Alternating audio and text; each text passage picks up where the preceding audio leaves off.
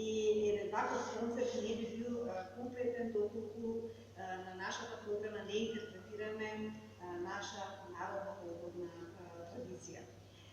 Значи, многу години понапред имаме идеја дека некои композиции кои што воопшто не се познати помеѓу нас, а кои што се дел од нашата фолклорна традиција, како